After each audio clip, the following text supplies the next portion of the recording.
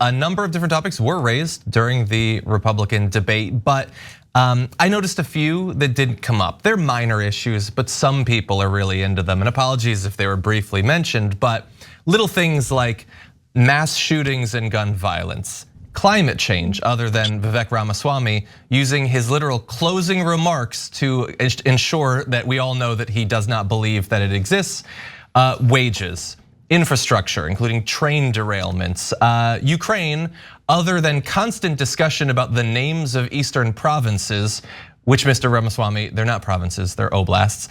Islamophobic hate crimes, there was a lot of talk about anti-Semitism, but not about Islamophobia. There was talk about Gaza, but no discussion of civilian deaths in Gaza. No discussion of the opioid epidemic outside of fentanyl contamination. And as a new parent, I thought maybe talking about paid family leave, considering how wildly popular it is, including amongst Republicans who support it at rates above 70%, would have made sense to me. So I want to turn to you, Cenk, first. Any of these topics or anything else that wasn't raised, what do you think was worthy of discussion?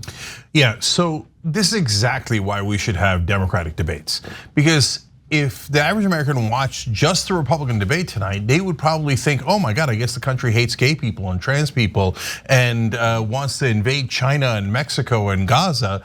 And they would have never heard the Democratic side. So here the points that we have made are so diametrically opposed to the points that the Republicans have made. And by having this forum, we're at least getting that message out, which is exactly what we need to do.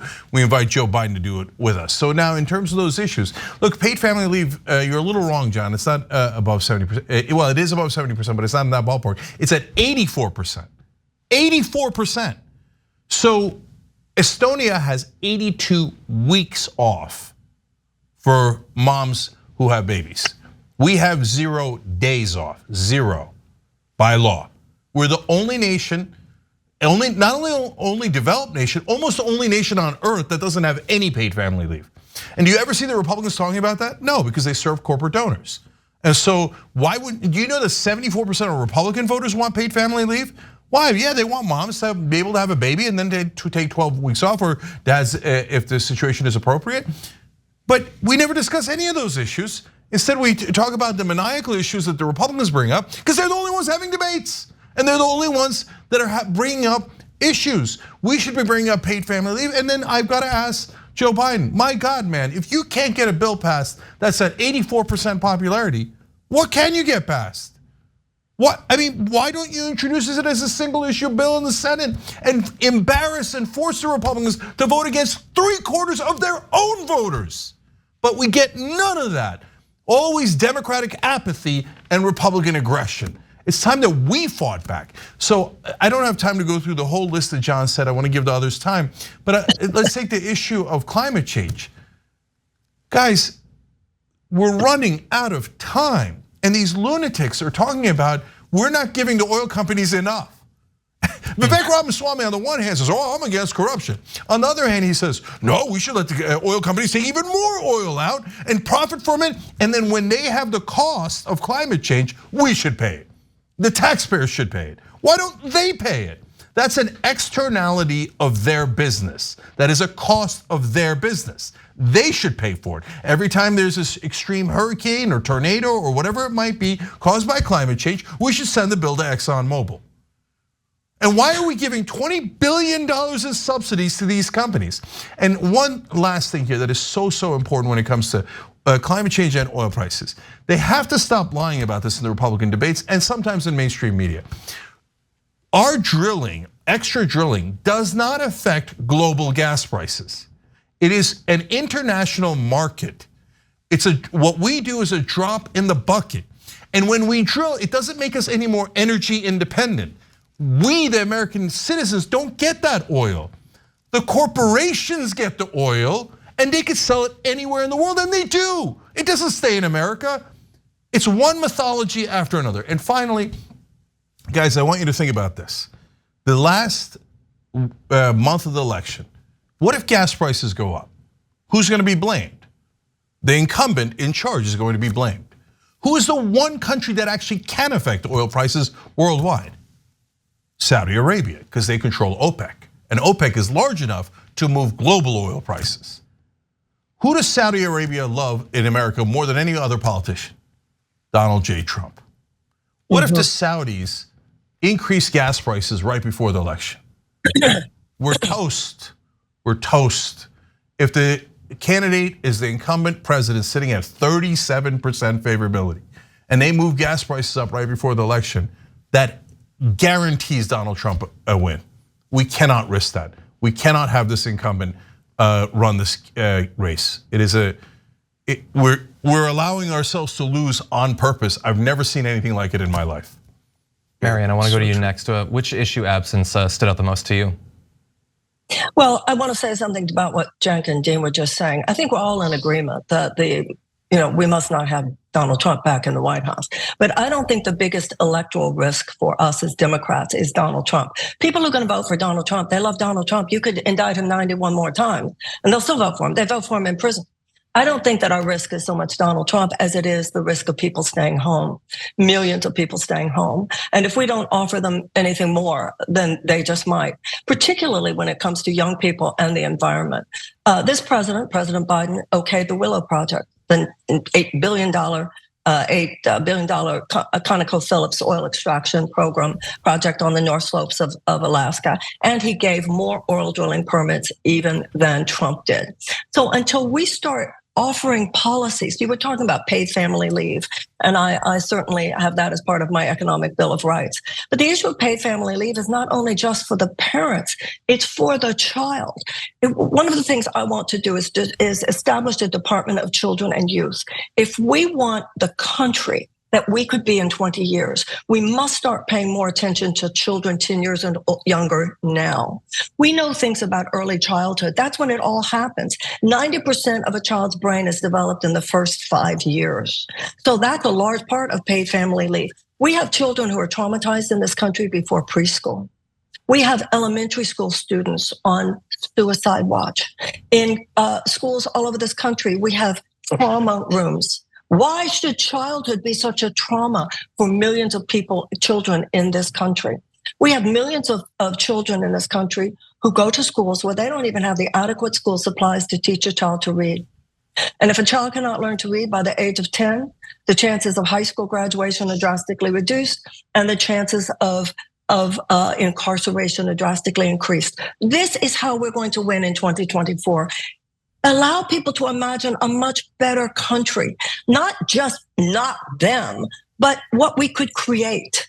What we could create for our children, what we could create for our families, what we could create for our communities, what we create for our health. Like Dean was saying, this is not just a matter of treating health. We must create proactively a more healthy society. For that, we must take on the food companies. We must take on the chemical companies. We must take on the environmental issues. 46% of all urban wells in the United States are filled with PFAS. So as long as we have the carcinogens in our food, as long as we have the toxins in our air, as long as we have the forever chemicals in our water, that's what I want to do. I want to picture for the American people that it could all be so much better. We're going to have to repudiate corporate dominance, and we're going to have to start again. And that's what the Democrats should stand for. And if we do, we will win in 2024, because of course, people just want a better life. Representative Phillips? Well, there's so much. Childcare, early childhood education, my goodness. The fact that they didn't spend more time or any time talking about the need for a legitimate mental and emotional health care system in the United States that would address so many of the challenge from cradle to grave. The fact that they didn't talk about Social Security, which is literally going to start trimming benefits by 25% within 10 years if we don't address it. By the way, we should raise the cap to $250,000. I'd like to see a pool created so that those who have been successful can return their Social Security benefits to a pool that would be redistributed to the lowest, perhaps 10% of recipients, many of whom literally are having to make sandwiches at night and eat cereal because they just don't have enough money at the end of the month. It's just abhorrent. There's so much that needed to be talked about tonight that wasn't. We talked about gun violence, of course, we talked about everything that young people are coming to all of us to talk about: gun violence, climate change. No mention, I don't think, of the AI revolution that is forthcoming, a country that is so woefully ill prepared for both the blessings and the curses. And I'll tell you what I think needs to be talked about more than anything else, because no matter what policies we stand for, what we want to achieve, if we don't start focusing on national repair, literally repair, we have a dysfunctional Congress.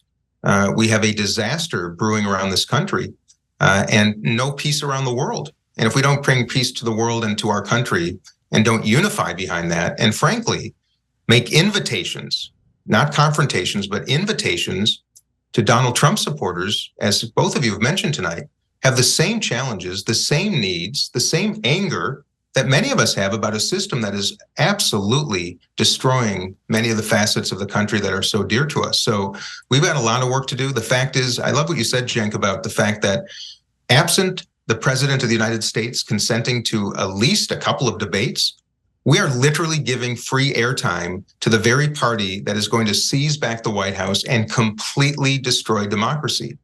So you know what? I was asked yesterday if I thought President Biden was a risk to democracy. And I said, yes, he is, because he's running in a race in which he's going to lose to the most dangerous man in history. He's not consenting to debates, handing literally every screen in America to millions of people watching every day. He's allowing the Florida Democratic Party and the North Carolina Democratic Party to literally make a decision for probably 10 million Americans that they don't need to vote. We'll make the decision for you, and simply hand his delegates to him and not even allow our voters to go to the polls. And then, of course, in New Hampshire, I mean, it's appalling. He took the first in the nation primary away, told them their votes won't matter, and now is trying desperately to do a write-in campaign and have, along with a super PAC up here, to do it. You know, the dirty truth is we've got a massive disaster in both parties right now.